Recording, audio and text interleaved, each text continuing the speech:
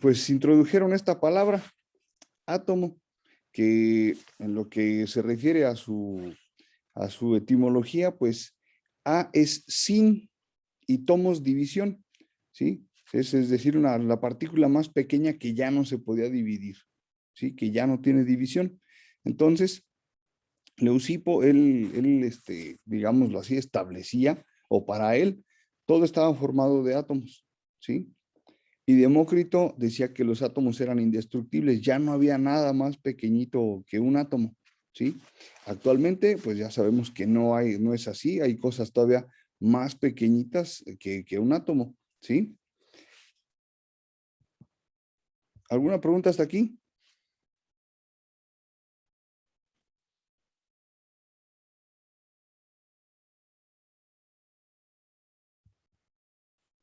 No, ok. Bueno, entonces, desde el siglo V, pues se fueron haciendo estudios, descubrimientos, cositas ahí en cuanto a la historia de la química, pero pues recordemos que hubo un tiempo en donde no se tocaba el estudio de las ciencias, que fue en el oscurantismo. Entonces, no es hasta 1800 más o menos que otra vez se empieza a tomar esto de los estudios de las ciencias, y aquí surge este señor John Dalton, que en base a los antecedentes históricos que dejaron en el pasado, pues empieza a estudiar otra vez esta cuestión del átomo. Y pues sí, coincide que pues se trata de una partícula muy pequeña, pero él dice, se trata de una partícula pequeña que es de un peso fijo. eh, Todos los elementos están estructurados de un mismo tipo de átomos, ¿sí? Y se trata pues un modelito, una situación esférica, ¿sí? De peso fijo, es decir, como una pelotita. Para él eso era un modelo atómico. De esa forma estaban estructurados los átomos. No era nada más pequeño, coincidía en que pues sí, eran indestructibles, era la parte más pequeña que existía de la materia y por consecuencia pues no había otra cosa más. ¿Sí? Esto pues hasta 1808. Entonces, pues ahí se empieza a dar ese debate de intercambios, de a ver quién estudiaba más, quién tenía el avance científico más, digamos, de más relevancia o hasta incluso de mayor poder en el mundo, que pues igual hasta el día de hoy se sigue teniendo esa batalla. Y este señor Henry Becquerel, pues ahí empieza ahí sus estudios, sus descubrimientos, y él se da cuenta de que existe algo dentro de la materia que es muy pequeñito, no se puede percatar si se trata de átomos, si se trata de qué cosa, qué clase de materia, para no establecer algo en particular todavía. Y él, por ejemplo, en este mueblecito, ¿sí? Deja unas placas fotográficas, ¿sí? Ya ven, no sé si han visto películas donde sacaban fotos en una cajita que se cubrían con una tela negra y usaban una placa para tomar la foto. ¿Alguien recuerda ese tipo de escena?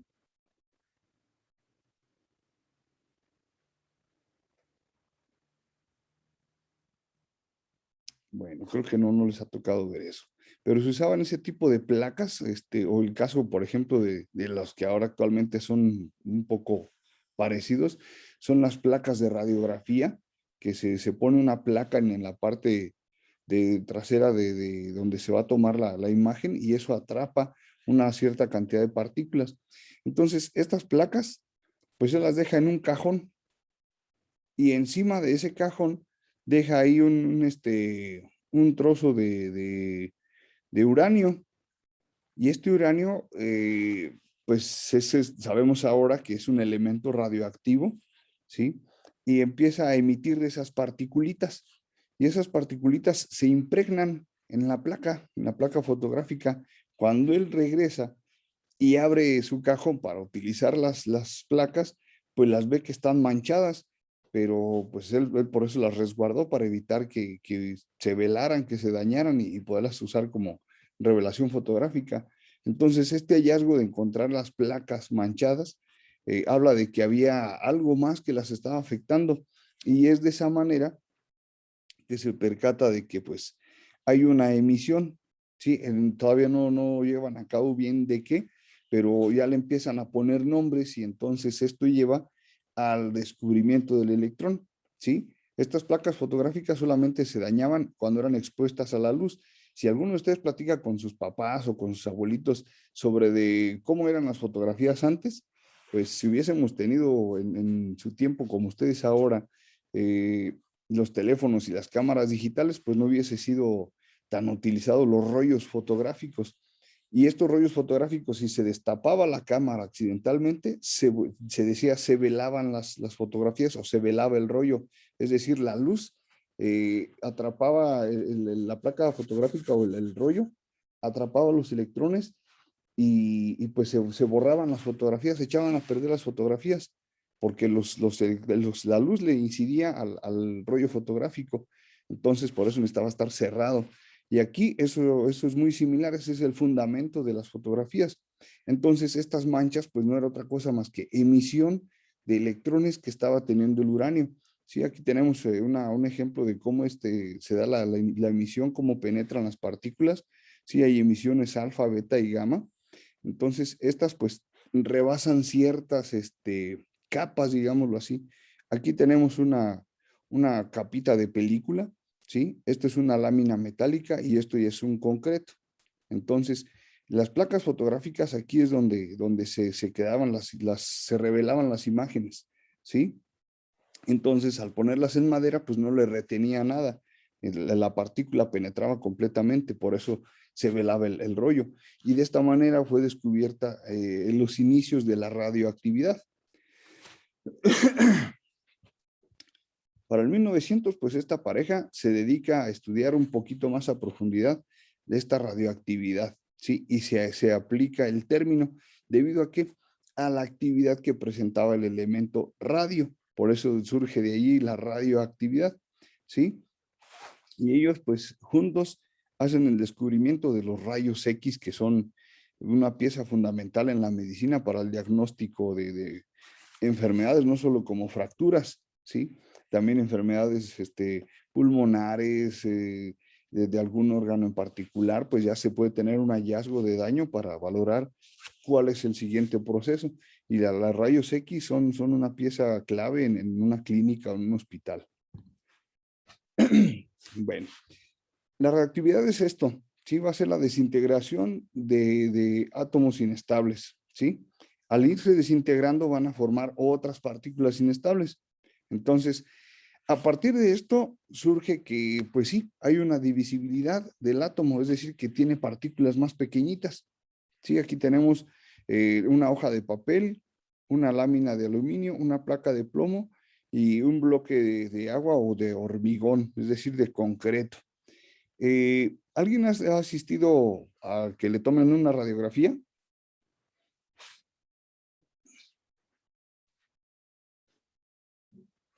Sí, profe. Sí, a ver, pregunta. ¿Se han percatado de qué se encuentra en las puertas o en las paredes del lugar donde les toman la radiografía?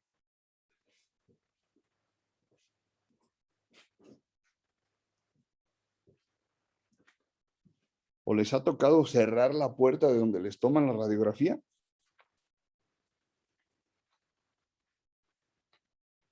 A mí me tomaron una radiografía y había cortinas alrededor del cuarto.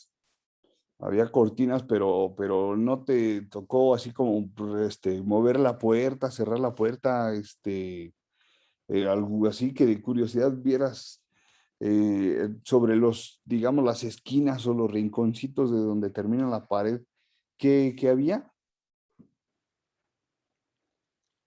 Es que no me acuerdo qué había. Ok, bueno, pues en todas estas, digámoslo así, habitaciones de donde se realizan los estudios de imagen, porque así es como se les conoce, de radiodiagnóstico, pues son cuartos que tienen cubiertas de plomo, es decir, son construidos en concreto, o concreto, material, tabique, etcétera, pero todas las paredes, todas las superficies deben de estar cubiertas, excepto el piso, deben estar cubiertas por plomo, con placas de plomo. Todo alrededor se cubre de plomo, por eso no existen ventanas, simplemente están los accesos de puerta, de entrada o de salida, y donde saca, por ejemplo, el radiólogo, ¿sí? O el técnico que se encarga de tomar las radiografías o las resonancias o las tomografías, lo que hacen es apartarse en un como cuartito. ¿Se han fijado en eso los que se han tomado placas?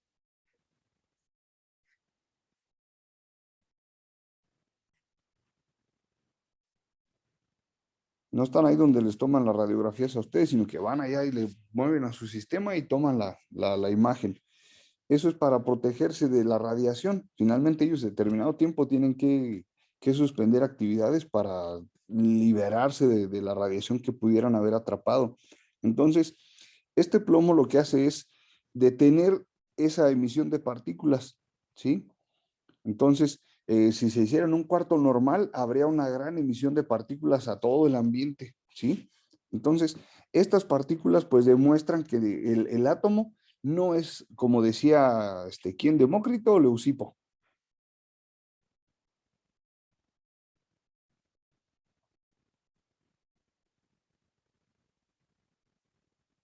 ¿Quién sabe? Pero decía uno de ellos que era indivisible.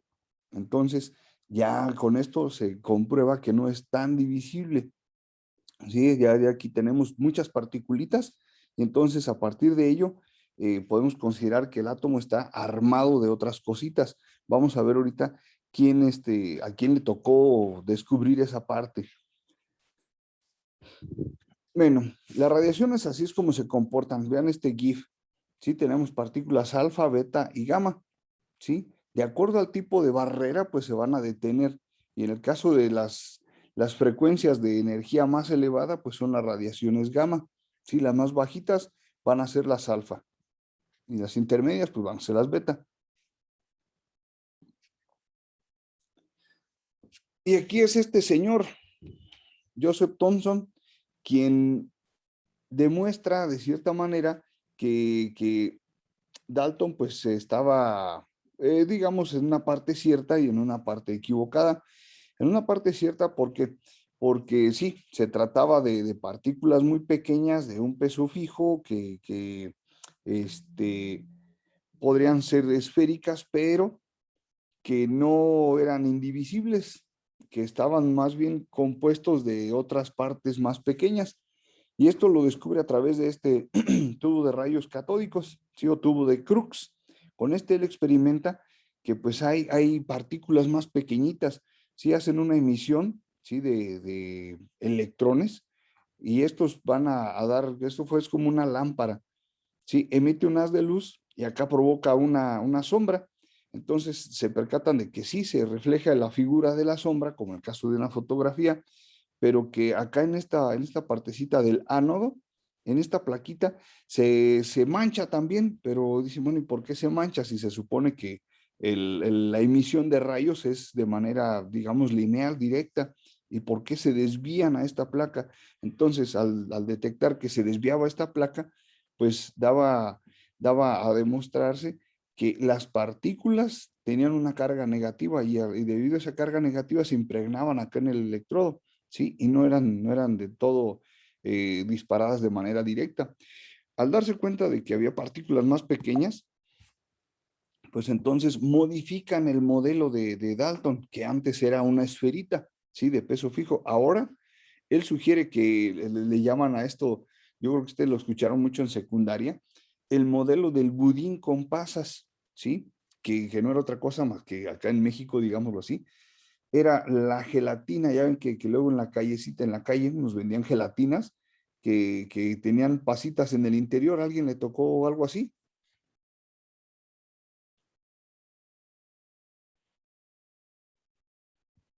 O los estos, ¿cómo les llaman? Los muffins, esas que parecen mantecadas como más grandes que traen pequeños trozos de chocolate en el interior o estos moras azules. Pues así sería este modelo atómico, ¿sí? Sería como ese budino, este panecillo que nosotros comentamos, y lo que están incrustados van a ser los electrones. Entonces aquí ya se habla de dos piezas, ¿sí? El cuerpo del átomo que según Thomson estaba cargado positivamente, ¿sí? Y las incrustaciones, que en este caso iban a ser los electrones, ¿sí? Las piezas más pequeñas. Entonces, ya no se trata de un solo, digamos, un solo cuerpo, ya es una parte estructurada que se puede dividir. ¿Por qué? Porque pues si había emisión de electrones, quiere decir que de algún lugar se están desprendiendo. Entonces, a partir de aquí, ya empieza a haber ese debate de la división del átomo, que pues ya nosotros nos acabamos de dar cuenta que sí hay división del átomo porque existe ese fenómeno de radioactividad. Es aquí donde se da un cambio del modelo. Posteriormente, viene este señor Rutherford en 1911 y hace otros experimentos. Él empieza a hacer experimentos con lámina de oro y a bombardear partículas alfa, ¿sí?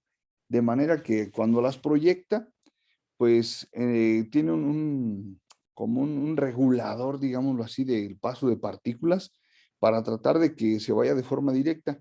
Pero a la lámina de oro sí se le detecta una emisión de partículas en un solo punto, pero en la parte del revelador, es decir, aquí al final, se detecta que pues hay variaciones, hay diferentes puntos, hay rastros en diferentes locaciones de la placa. ¿Y esto a qué se debe? ¿O por qué si se dispara de manera directa, trazando, digamos, una línea, se detecta que hay emisiones en diferentes direcciones? ¿Sí? Por ejemplo, vean, aquí se rechazó uno y se rebota hacia el frente, otros son desviados en la parte trasera. ¿Esto a qué se debía? Entonces, Rutherford pues empieza a plantear que hay ciertos espacios vacíos entre los átomos, pero que hay otros espacios que pues están ocupados por alguna partícula. Y entonces, estos objetos o cosas que generaban ese desvío de los rayos, pues no era otra cosa más que los electrones, ¿sí? Esto empieza a dar seguridad sobre la carga positiva del átomo, en el caso del núcleo, y de partículas negativas en el exterior, en la periferia del átomo. Si nosotros vemos aquí este cúmulo de átomos, ¿sí? Se ve cómo pasan de manera directa este rayo, ¿sí? No hay nada que choque con él, que lo obstaculice. Pero, por ejemplo, en este caso, vean, se dispara el rayo y choca y es desviado. ¿Por qué? Porque aquí está un núcleo. Entonces, aquí es donde dice Rutherford que hay una carga positiva que va a hacer que desvíe, ¿sí? Hay otros casos donde choca de manera tan directa que es rechazado. Y entonces, en estos espacios vacíos es donde él determina, bueno, pues aquí hay un cuerpo que está generando esa desviación. Y entonces propone su modelo atómico se decía en ese momento, de sistema solar. ¿Por qué? Porque había un centro, que era como el Sol, y había las diferentes órbitas. Estas órbitas igual se le quedan en los átomos como órbitas de donde están recorriendo los electrones, ¿sí?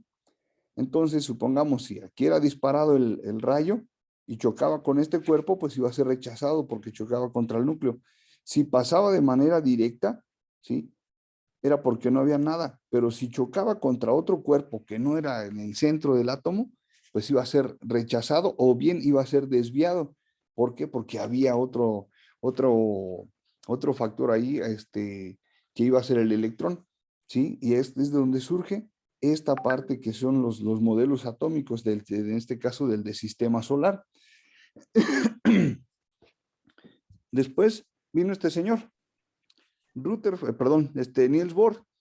Y Niels Bohr sí asevera las teorías de Dalton, de este señor Thomson, de Rutherford, pero él dice que sí están dispuestos en la estructura atómica, en núcleo, en electrones, pero que sí tienen órbitas, pero estos electrones, además de estar girando alrededor del núcleo, iban a tener niveles de energía, ¿sí? Y él determina estos niveles de energía en 4 numeritos cuánticos que son estos: N, L, M y S. En base a esos números cuánticos, trataron de demostrar dónde se encontraba el electrón, ¿sí? Dónde podía ser la región posible de encontrar el electrón. Y entonces surge este otro modelo que es como el que muchos de ustedes yo creo que vieron cuando eran pequeñitos en esa ¿cómo llamarle? Anime de Jimmy Neutron. ¿Alguien recuerda ese iconito de Jimmy Neutron?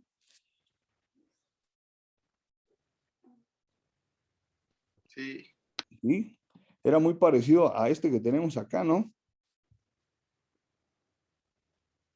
Sí, entonces esto es el núcleo del átomo, las diferentes órbitas, sí, que están girando alrededor de él. Entonces, esa es la propuesta que hace este señor, Niels Bohr, y él tiene unos postulados, ¿sí? Estos postulados fueron lo que le arrojó después de los números cuánticos. Y entonces él comenta que pues los electrones no van a estar localizados en órbitas y estos van a tener niveles de energía alrededor del núcleo. Es decir, aquí este orbital tiene un nivel de energía, este otro tiene nivel de energía y conforme más niveles vaya teniendo, pues más niveles de energía se van a presentar. Las órbitas que están más cerca del núcleo son las que van a tener mayor energía. A diferencia de las que están más alejadas, pues van a disminuir su cantidad de energía, ¿sí? En el caso de los electrones de un átomo pueden tener ciertos valores, ¿sí? No pueden ser todos idénticos. Entonces, esto va a ser determinado por la órbita que esté ocupando el electrón. Y los electrones van a poder saltar, es decir, moverse de una órbita a otra y viceversa, pero esto va a ser ganando o perdiendo energía. A esta cantidad de energía ellos le determinaron un cuánto de energía y es así como él presenta su propuesta de cómo estudiar a los electrones. Bueno, aquí tenemos un concepto de átomo. ¿Sí? ¿Qué va a ser el átomo? Pues la partícula más pequeña de un elemento que va a retener la composición y propiedades del mismo. ¿Sí? Y obviamente ya no podemos decir que es indivisible. Ya vimos que sí tiene ciertas partículas más pequeñas que también son emitidas, es decir, que se está desprendiendo de ellas, por lo tanto, sí es divisible. ¿Dónde más tenemos esa representación de la división del átomo? La energía nuclear. La energía nuclear se basa en esto, en la división del átomo para poder generar esas elevadas energías que van a provocarnos la producción de energía eléctrica. Y entonces aquí tenemos pues diferentes modelitos atómicos que se han desarrollado en base a todos estos estudios. Preguntas hasta aquí.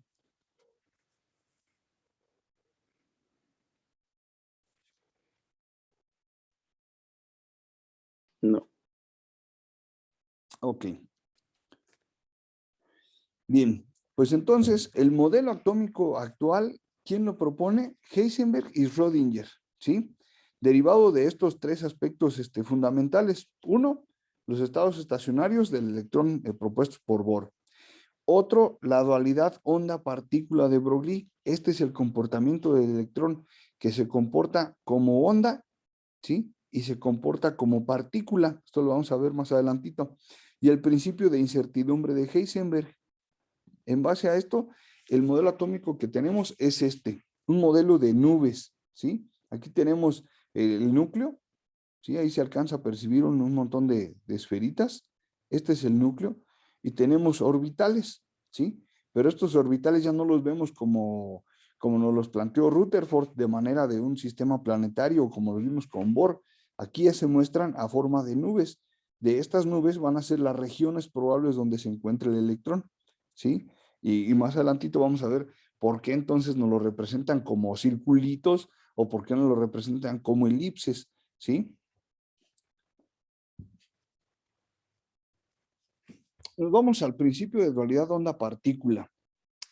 Aquí, los fotones van a ser la emisión de luz, ¿sí?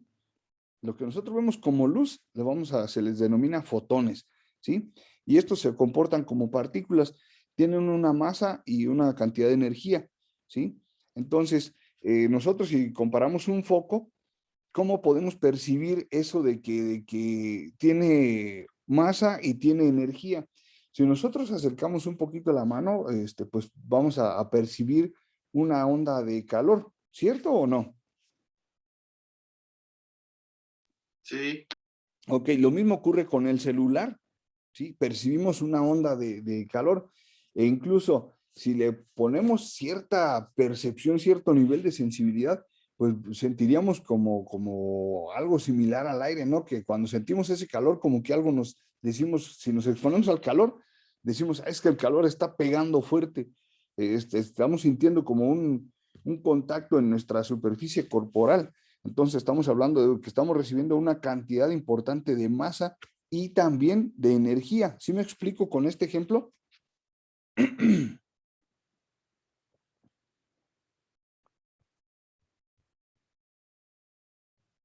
¿Sí me expliqué con este ejemplo o no?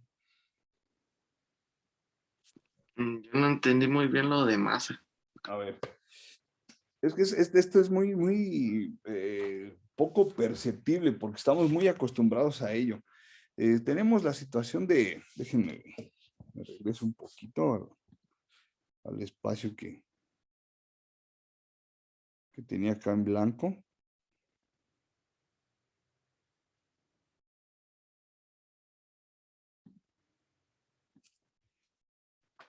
Nosotros, vamos a suponer, voy a tratar aquí de dibujar algo rápido. Estamos aquí, este es nuestro sol. ¿Sí? Este sol nos va a estar emitiendo una cantidad de energía a través de ¿qué? Dice aquí, de fotones, ¿sí?